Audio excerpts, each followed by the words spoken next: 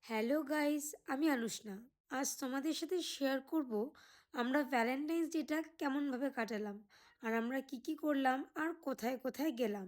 বাড়ি থেকে বেরিয়েই আমার বর আমাকে একটা সুন্দর গোলাপ কিনে দিয়েছিল, আর তারপরেই আমরা ডিসাইড করলাম একটু অজিবাইদা লেকে যাব। তারপর ওখানে গিয়ে দেখলাম ভ্যালেন্টাইন্স ডের জন্য খুব ভিড়, একটুও জায়গা নেই। তাই আমরা টাইম ওয়েস্ট না করে চলে এলাম ক্যাফে ফ্লোরেস্টাতে। আজকের বিকেলটা আমরা এই ক্যাফে ফ্লোরেস্টাতেই আড্ডা দেবো আর সুন্দর কিছু মুহূর্ত কাটাবো। আর যে মুহূর্তগুলো কাটাবো তার কিছু ছোট ছোট ক্লিপস তোমাদের সাথেও শেয়ার করব। এই ক্যাফেটার অ্যাম্বিয়েন্সটা খুব ভালো, আর যারা যারা ফটো তুলতে ভালোবাসো তাদের জন্য তো আরও ভালো। এই ক্যাফেটা পুরোটাই পিঙ্ক থিমের উপর, আর আমরা দুজন আড্ডা দিতে দিতে এই সুন্দর অ্যাম্বিয়েন্সটাও উপভোগ করছিলাম। আর এখানকার কিছু স্পেশাল খাবারও অর্ডার করেছিলাম, যেটা হয়তো কিছুক্ষণের মধ্যে আসবে, আর এলে তোমাদেরকেও দেখাবো। ওই দেখো, বলতে বলতে আমাদের খাবারটাও চলে এসেছে।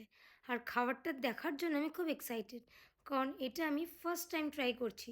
ওই দেখো, তোমরা কারা কারা চেনো বা খাবারটা ট্রাই করেছো অবশ্যই কিন্তু আমায় কমেন্ট করে জানিও।